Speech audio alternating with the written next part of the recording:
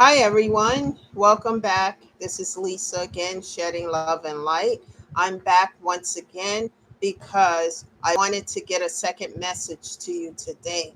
The topic of discussion for this video, the title is The Battle Can Be Won.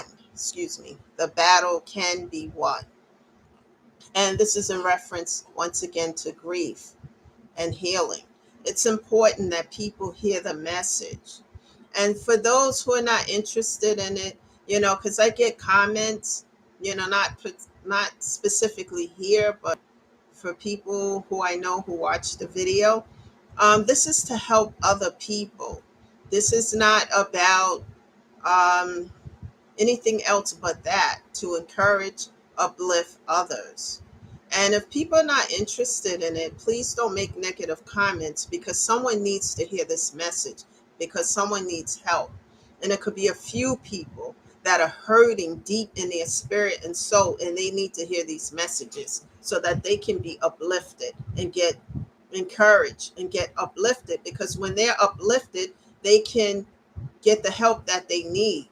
It's important for those, whatever area that you are in, to Google therapists, bereavement groups, and get yourself connected to a therapist and a group, because it's going to help you tremendously. You're going to hear stories from others at the bereavement support groups of how they get through this grief and what they're going through.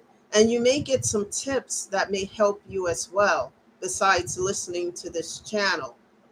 So please continue to share, like, and help others.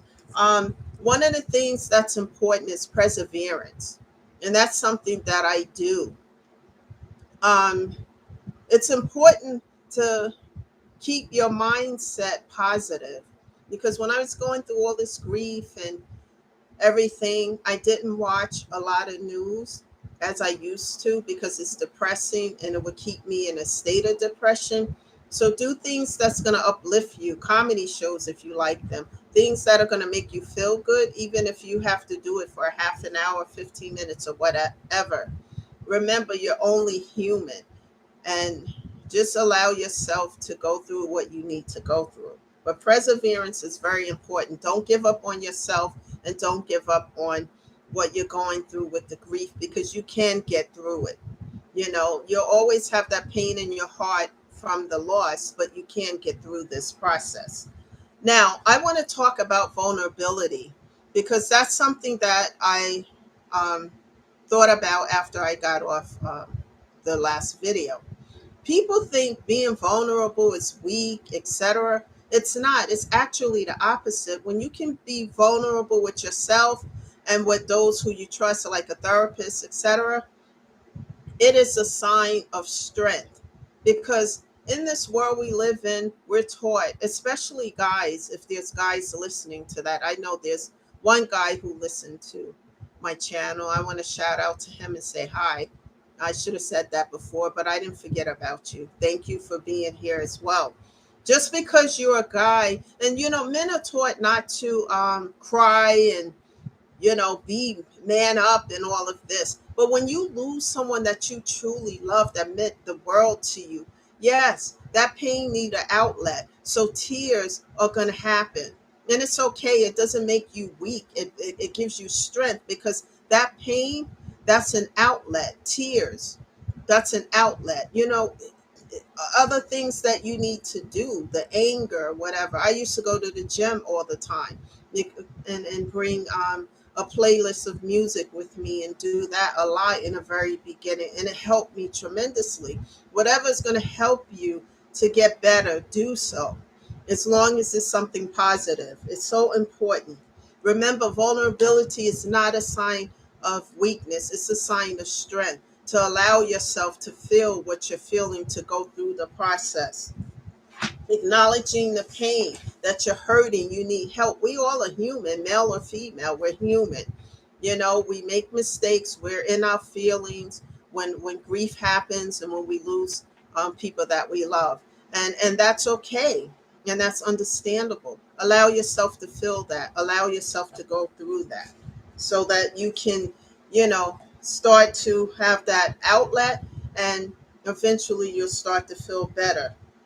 Accepting that you're human, that you make mistakes, and that you're not perfect. None of us are perfect. We all go through what we need to go through.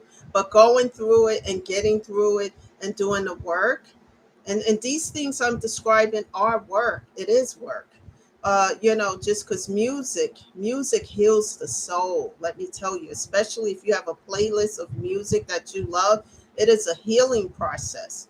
Whether you're an adult or a child, music heals the soul. It really does. It helps a lot. And I had a lot of it.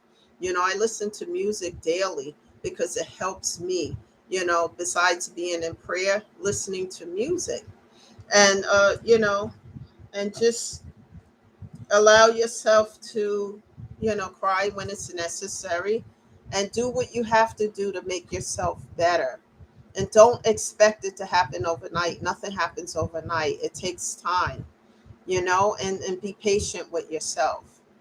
And sometimes you need to be alone. I had a hard time in the very beginning when the shutdown took place being alone, but then I get used to it because my alone time helps me to grow. It strengthens me because I do things like meditation.